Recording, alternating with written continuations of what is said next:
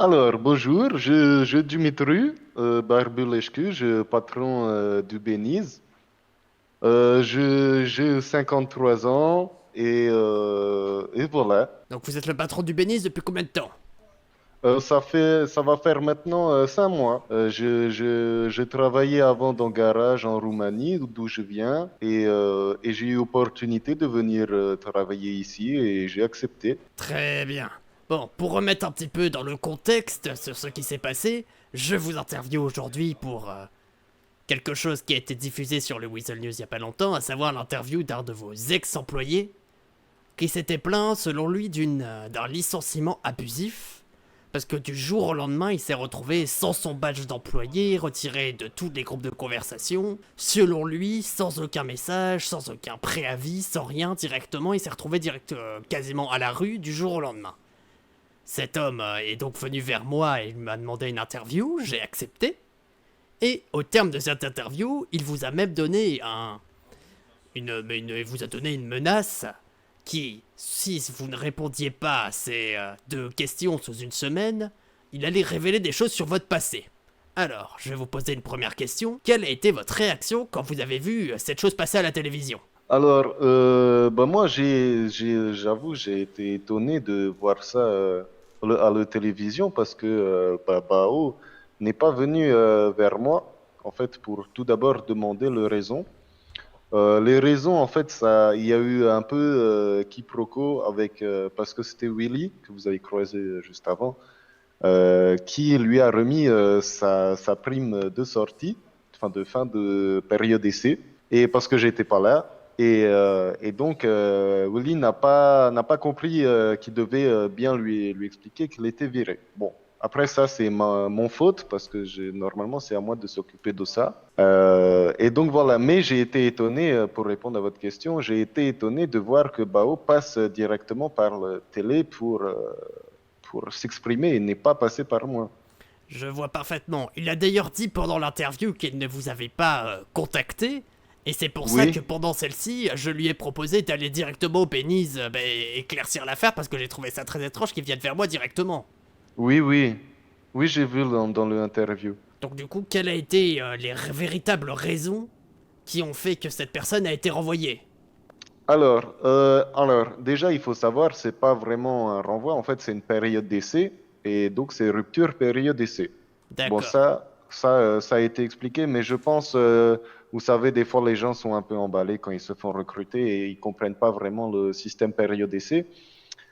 Alors, en fait, je trouve il faisait très bon travail. Il était souvent présent. Il faisait bonne réparation, bonne carrosserie. Mais son principal défaut, c'était il était assez volatile. Pour dire, par exemple, en tant que stagiaire en période d'essai, il s'est permis de faire modification lui-même sur son véhicule personnel, des modifications à hauteur, je crois que ça nous coûte, en coût fournisseur, ça nous coûte à peu près 15 000 dollars, donc c'est quand même des modifications importantes, sans que quelqu'un soit là pour lui faire payer son facture. En plus, mais il m'a prévenu, voilà, il m'a prévenu, il m'a dit, il faudra du métro, tu me fais facture de 15 000. Mais après, j'ai été étonné de voir que le montant qu'il m'a donné, c'était vraiment le montant que ça nous coûtait à nous. Donc, moi, ça m'aurait pas dérangé de faire un petit prix vu que c'est employé, mais je peux pas, la santé entreprise, je peux pas lui faire gratuitement, en fait, les modifications. Donc voilà, ça, c'est une première raison. La deuxième raison, et encore une fois, c'est dans son côté volatile, il est arrivé quelquefois que lui et son ami volaient la voiture de Willy, que Willy garait devant sans verrouiller, parce que de temps à autre, ça nous arrive de l'utiliser pour aller chercher le sandwich, la bouteille d'eau. Et ça lui arrivait de voler quelquefois la voiture de Willy sans demander autorisation et sans prévenir, quoi, tout simplement sans même lui envoyer un message. Enfin, avant, on en a discuté avec un employé qui est venu nous voir juste avant l'interview.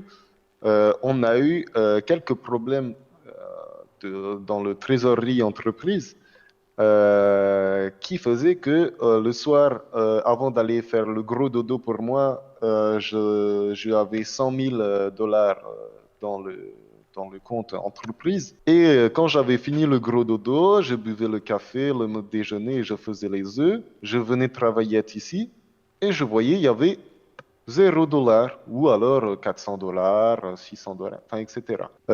Donc j'étais étonné et donc euh, pour cela, pour trouver qui volait dans le caisse, parce qu'on ne voyait pas sur le caméra de surveillance qui le faisait, je me suis mis à licencier effectivement les personnes dans lesquelles j'avais le moins confiance.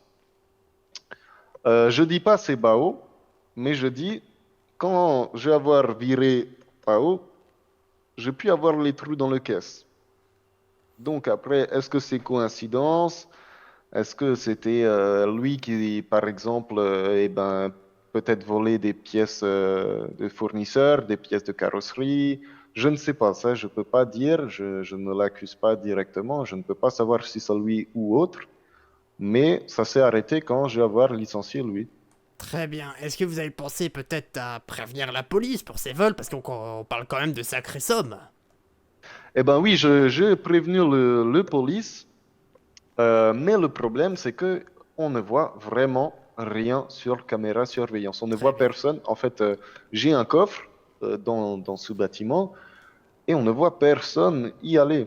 La possibilité, c'est que quelqu'un, par exemple, a passé commande de pièces voiture euh, à partir de ordinateur, mais du coup, il n'a pas touché directement au sous dans le trésorerie. Vous Très voyez ce que bien. je veux dire? En sachant que Monsieur Bao s'est de nombreuses fois plaint dans l'interview que j'ai fait de lui de ne pas être assez payé d'ailleurs, hein.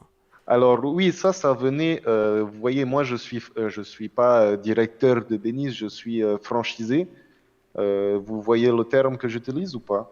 Ou j'ai Oui, besoin de parfaitement, détailler? parfaitement. Pour Oh, surexpliciter pour les spectateurs peut-être, ça veut dire que vous n'êtes pas propriétaire de l'entreprise Bénize en elle-même, vous n'appartenez pas, c'est pas vous qui appartient le nom Bénize, oui, mais vous êtes en quelque sorte un sous-patron qui dirigeait ce Bénize-là de Los Santos. Mais par exemple, s'il y a un autre Bénize autre part, par exemple à Vice City, eh ben ce n'est pas oui. vous qui le gérez, c'est quelqu'un d'autre. Voilà, c'est ça. J'ai pas directement rapport. Alors du coup, pour les payes, c'est pas moi qui décidais directement. Moi, j'ai la décision sur les primes, mais pas sur les payes. Et donc, effectivement, entre-temps, je me suis plaint au directeur de Benize. Et désormais, les employés reçoivent un salaire, un vrai salaire en plus des primes. Ah, c'est une excellente nouvelle. Des Oui, choses ont c'est donc très bonne changé. nouvelle. Oui, il faut faire évoluer quand il y a les problèmes comme ça. Parce que même moi, j'avais pas le salaire. Eh bien, dans ce cas, je pense que la plupart des zones d'ombre ont été résolues. Il s'agit tout simplement d'une incompréhension, tout simplement, d'un manque de communication. Oui, c'est alors d'une part le manque de communication, c'est parce que moi je suis souvent occupé à aller travailler avec mon directeur Bénise. Vous voyez, je suis pas tout le temps dans le garage. Donc d'une part, j'ai pas pu bien communiquer avec Bao que j'aime beaucoup, hein, que j'apprécie comme personne. Et aussi d'une part, bon de fautes quelque part professionnelles, de manque de sérieux venant d'un stagiaire en période d'essai. Donc pour moi, le faute vient de nous deux, mais j'admets que ça m'a fait un peu mal au cœur de passer pour méchant patron qui licencie sans prévenir. Bien sûr. Je vous remercie Mais pour ces voilà. éclaircissements. Merci à vous.